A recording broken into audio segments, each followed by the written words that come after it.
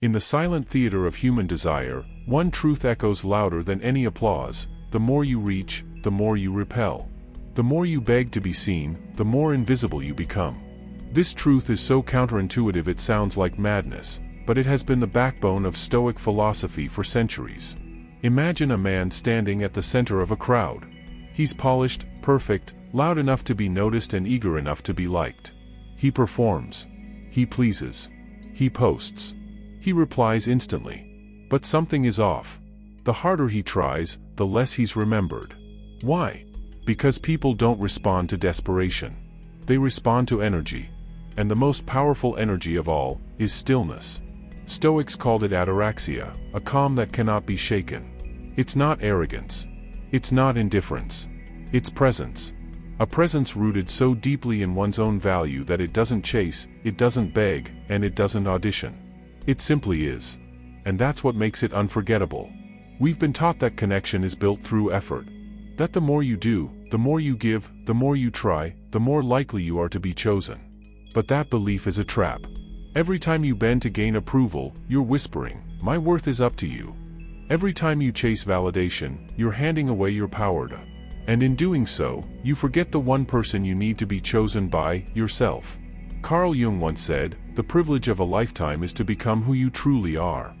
But how can you ever become that person if you're constantly twisting yourself into what others prefer? We think people are drawn to effort. They're not. They're drawn to gravity. The gravity of someone who is rooted. Who doesn't explain their presence. Who doesn't need attention to feel whole. This is not about withholding affection or faking mystery. It's not a cold strategy. It's clarity. It's the decision to live in a way that doesn't depend on external approval to feel real. Letting go of the need to be chosen doesn't make you invisible, it makes you undeniable. Because when you no longer reach for acceptance, you start to radiate something stronger than likability. You radiate peace. And peace is rare. The person who isn't scrambling to impress, who isn't trying to be everything to everyone, becomes the most intriguing figure in the room. Why? Because they move like they know something the rest of us forgot. That power isn't found in being seen, it's found in being centered. So if you feel overlooked, dismissed, or exhausted from always trying, pause. Not to sulk, but to return. Return to your center. Return to your own standard. And from that place, ask yourself not, "What do they want from me?" but, "What do I want to be surrounded by?" Because the moment you stop fighting to be chosen, you become the only choice that truly matters. In every relationship, whether romantic, professional, or social, there's an invisible tension that shapes how we are perceived. Most people believe they'll be valued more if they do more. So they show up faster. They speak louder. They text first. They try harder. But what they don't realize is that invisible effort often makes them disappear. Think of a man who constantly checks his phone, waiting for a reply. The moment there's a pause in the conversation, he fills it with reassurance, emojis, or over-explaining. He believes that if he doesn't prove he cares, he'll lose the other person. But slowly, his energy begins to drain. Not because the person is rejecting him, but because he's rejecting himself every time he performs to be accepted. People don't always hear your words, but they always feel your energy. And when your energy is screaming, "Please don't forget me," it doesn't make you more lovable.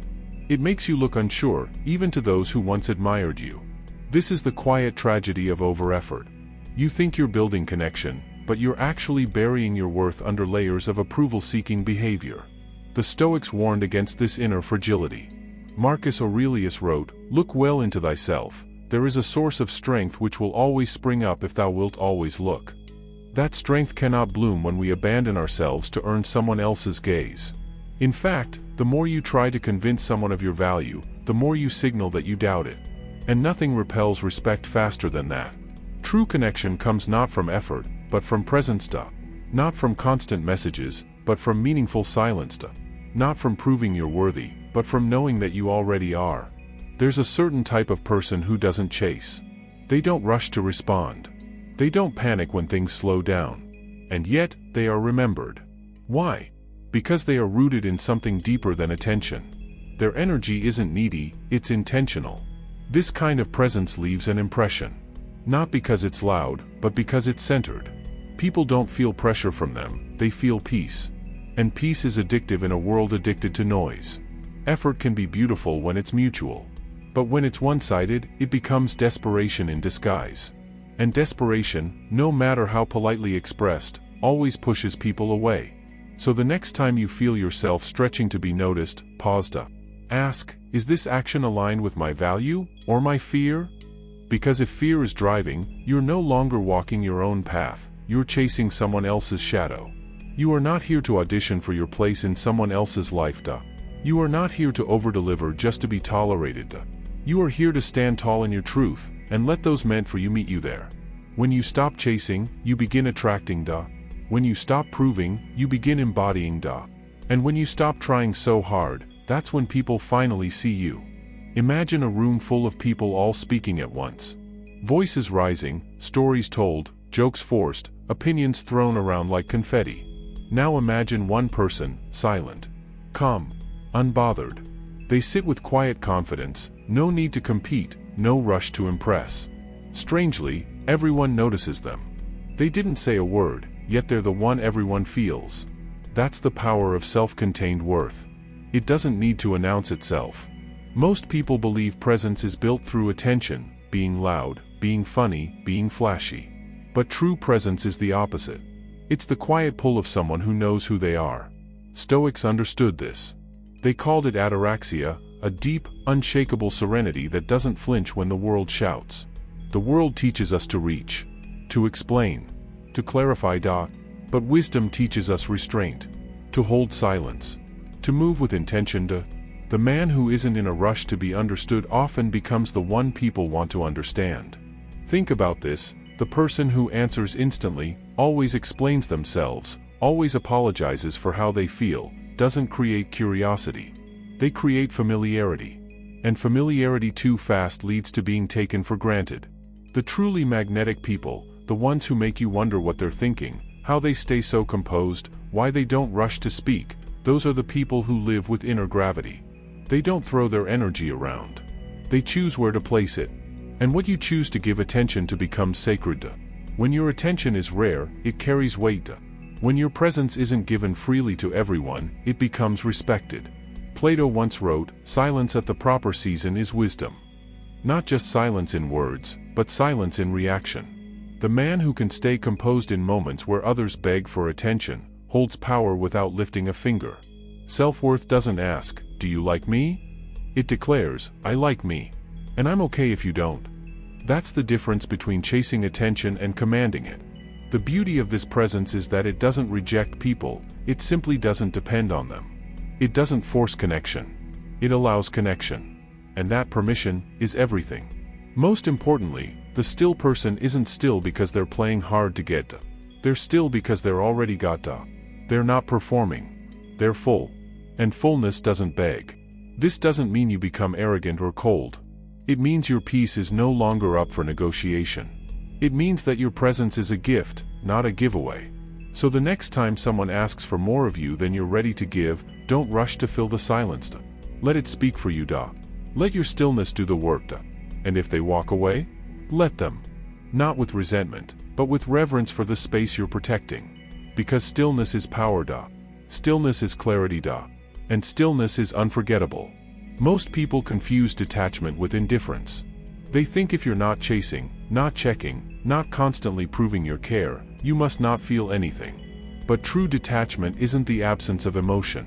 It's the presence of clarity. Clarity that says, if this isn't mutual, it's not for me. Clarity that whispers, if it costs my peace, it's too expensive. And most of all, clarity that chooses respect over validation. You see, the person who always replies instantly, the one who over-explains, over-gives, over-performs, they're not just kind. They're often afraid. Afraid that if they don't do more, they'll be forgotten. Afraid that silence means they've lost their place. But the Stoics knew, when you operate from fear, you are not free. Detachment means you don't beg for closeness. You allow it. You don't audition for love. You receive it. And if it's not offered freely, you let it go, without collapse. There's dignity in detachment. A strength so misunderstood in today's world of oversharing and overstimulation. The person who can remain centered while others try to pull them off balance, holds the real power. Think about the people who make you lean in. It's not the ones who flood your space. It's the ones who respect it. It's the person who gives just enough to be real, but not so much that you lose the desire to discover more. Their silence doesn't feel cold, it feels anchored. In relationships, clarity is more valuable than chemistry. You may feel drawn to someone, but if your values are constantly being compromised just to keep their attention, that's not love. That's emotional distortion. That's trying to build a connection on a foundation of instability. Detachment doesn't mean you don't care. It means you care about yourself too. It means your well-being is no longer something you're willing to trade for temporary validation. Socrates once said, "The unexamined life is not worth living." That includes examining our attachments, who we cling to, and why. Are we chasing love or running from loneliness? Are we drawn to their presence or addicted to the idea of being chosen? When you detach from needing approval, you return to yourself. You become whole, not in theory, but in practice. And in that wholeness, you stop attracting chaos. Let's be honest, people often mistake availability for value. They believe that if someone is always there, they must not be special. But when your life is full, when you enjoy your own company, when your peace is no longer negotiable, you stop trying to convince others to stay. You realize, if they go, it's their loss, not yours. This is not bitterness. It's balance. This is not distance. It's discernment. And this is not coldness. It's clarity. You don't withdraw because you're afraid to be seen. You withdraw because you're done performing. And that quiet exit, that refusal to explain yourself over and over, that's where your power begins. There's a quiet kind of power in those who no longer reach. They don't rush to fill silences. They don't stretch themselves thin to be understood. They don't chase conversations, reactions, or attention. And yet, they're the ones people can't stop thinking about. Why? Because when you stop reaching, something else takes its place, gravity. You no longer scatter your energy into 1,000 directions. You hold it. You contain it. And that containment makes people lean in. Think of it like this: most people live in output mode. Always giving, always explaining, always trying to be enough. They believe connection is earned through effort. But true presence isn't a performance. It's an energy. A stillness. A grounded awareness that says, "I'm already whole." When you stop trying to prove that you're valuable, others begin to sense it. You're not magnetic because you said the perfect thing. You're magnetic because you didn't need to. Because your energy, your silence, your composure, it said everything.